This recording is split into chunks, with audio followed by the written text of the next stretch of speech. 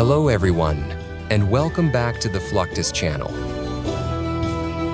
In Chongqing, China, a metro train does something that looks almost impossible. It rolls toward a tall apartment building, enters through the middle floors, stops at a station inside the structure, and then continues out the other side, as if the building were simply part of the railway.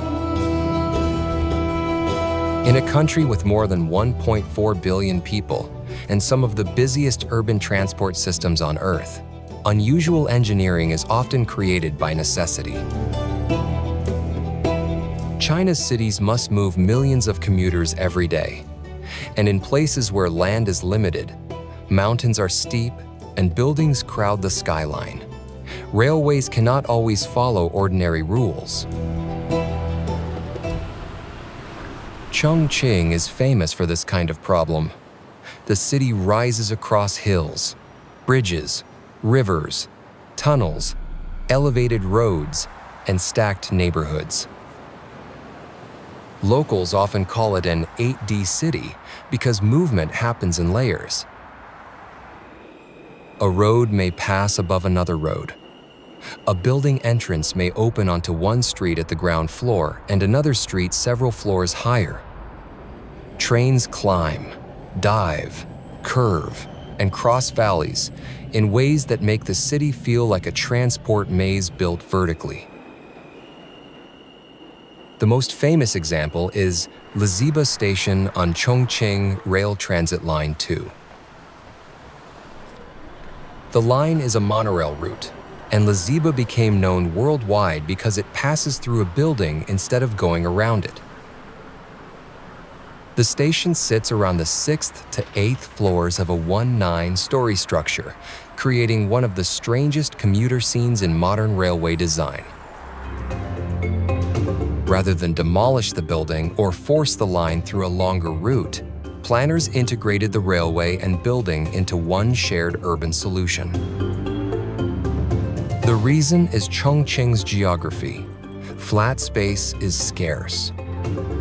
The city is squeezed by hills and the meeting of the Yangtze and Jialing rivers.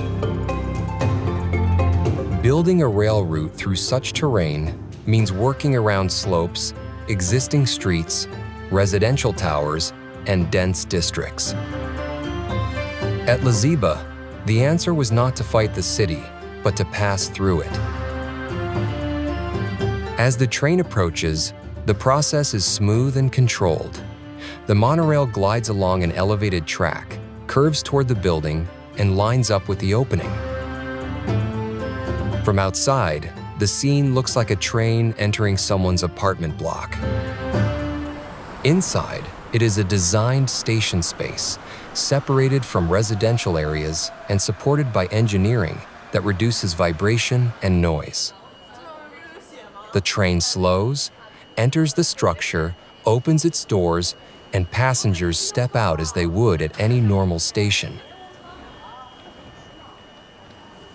Engineers had to make that normal feeling possible. The rail structure is separated from the building in ways that reduce shaking. Noise control materials, careful track support, and station layout help protect residents from constant disturbance. A passing train still creates sound, but the system was designed so everyday life could continue around it. For commuters, Liziba is practical. People ride to work, school, shops, and appointments without treating the station as a miracle. They tap cards, wait on platforms, board, and leave. For tourists, however, the scene is unforgettable. Crowds gather at designated viewing areas below, raising phones as each train enters and exits the building. What began as a transport solution became a landmark. The station's fame also changed the street below. Viewing platforms were created so visitors could watch safely instead of blocking traffic. People wait for the next train, count down with cameras ready, and then cheer when the carriage slips through the building. For transport officials, this separates sightseeing from commuting. For residents, it helps keep crowds away from entrances. For the city, it turns an engineering compromise into a tourism asset that supports restaurants, shops, taxis, and nearby streets. The train is ordinary public transport, but the way it meets the building gives Chongqing a signature image seen across the world. It also proves that dense cities can create landmarks from solutions that were first designed only to move people efficiently daily. Liziba shows how extreme urban railways are not always built for show. Sometimes they are built because a city gives engineers no easy option. In Chongqing, the subway does not merely pass beside life, it passes through the middle of it, turning daily commuting into one of China's most unusual sights. From China's vertical railway city, the journey moves to India, where another unusual train survives by climbing mountains in zigzag reverse gear instead of piercing buildings. The Darjeeling Himalayan Railway, often called the toy train, is one of India's most famous heritage lines. It runs through the foothills of the Himalayas in West Bengal, connecting New Jalpaiguri with Darjeeling across about 88 kilometers of narrow-gauge track. Built in the late 19th century and opened in stages from 1881, it became a UNESCO World Heritage Railway because it solved mountain transport with loops, reverses, tight curves, and patient engineering. India's railways reflect the diversity of the country itself. They move commuters through giant cities, pilgrims to holy places, goods across plains, and tourists into hill stations. In Darjeeling, the train is slower and smaller than modern mainline services, but its cultural importance is enormous. It passes close to roads, homes, shops, tea gardens, markets, and hillside communities. The railway feels less like a distant machine and more like a moving part of daily life. The so-called reverse train idea comes from the way the railway gains height. On steep mountain terrain, a train cannot simply climb straight upward.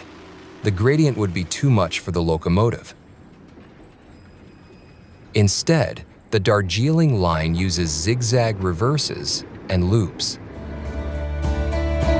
At a reverse, the train enters a short track, stops, changes direction, and climbs along another alignment.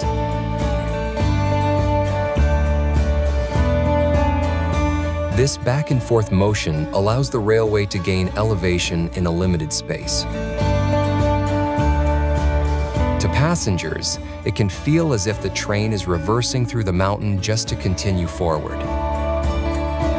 The line's engineering is one of its main peculiarities. UNESCO describes the Darjeeling Himalayan Railway as a 2-foot gauge line with 6 zigzag reverses and 3 loops, passing through Goom at about 2,258 meters above sea level.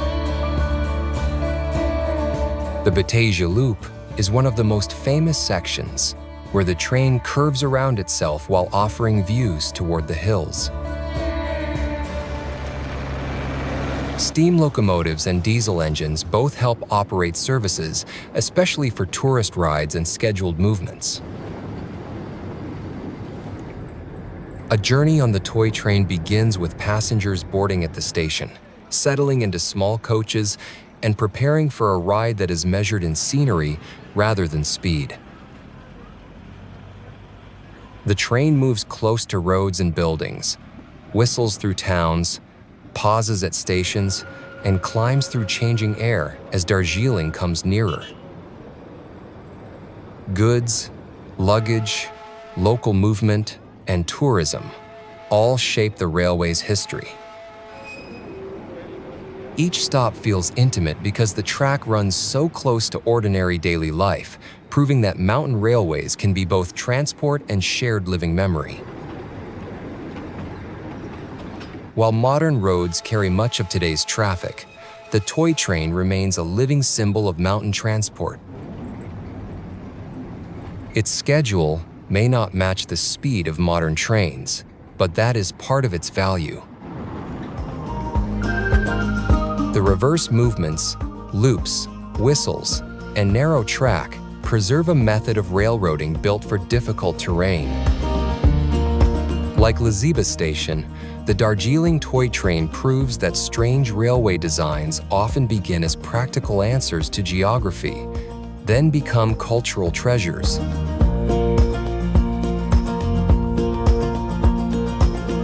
Across the world in Colorado, another strange railway machine tells a different story of survival. At the Colorado Railroad Museum in Golden, visitors can encounter the Rio Grande Southern Galloping Goose, a rail car that looks part bus, part truck, part train, and part homemade invention. The Galloping Geese were built in the 1930s by the Rio Grande Southern Railroad, which served rugged mountain communities in southwest Colorado. When traffic declined and steam trains became too expensive to run for small passenger and freight loads, the railroad needed something cheaper, lighter, and easier to operate. The answer was a series of gasoline-powered railcars. 7 original Galloping Geese were built, using automobile or truck parts mounted on narrow-gauge rail equipment. They could carry passengers, mail, express packages, tools, and small freight without the cost of a full steam train. Their odd bouncing movement and horn sound helped give them the nickname Galloping Goose. What looked strange was actually an efficient response to a struggling railroad. Each one served a slightly different purpose. Some were built around passenger space, some carried cargo, and some supported maintenance work. Their exteriors show the mix of road vehicle and railroad technology. A front cab shaped like an old automobile, rail wheels underneath, a rear body for passengers or freight, and controls handled by a driver instead of a locomotive crew. Preparing a Galloping Goose for a passenger tour begins. Museum crews inspect the rail car, check fuel, oil, brakes, wheels, bearings, couplings, and controls. Lubrication matters because old machinery depends on small parts moving smoothly. The rail car may be positioned with the help of a turntable, where crew members rotate equipment so it faces the correct direction for the day's operation. Around the museum, steam, locomotives, and other historic equipment create the larger railroad setting, but the Goose stands out because it represents improvisation rather than luxury. Inside, passengers enter a compact space that feels closer to an old bus than a standard train coach. Seating is limited. Windows bring the track close. The ride is short, but it gives domestic tourists and railroad fans a chance to feel how isolated communities once received transport, mail, and supplies. The driver controls speed, watches crossings, listens to the engine, and handles the rail car with respect for both passengers and machinery. The Galloping Goose links perfectly with the other extreme railways in this story. Chongqing was built through a building because the city rose in layers. Darjeeling reversed and looped because the mountain was too steep. Rio Grande Southern created hybrid rail cars because money and traffic were scarce. Each railway looks unusual, but each one answered a real problem.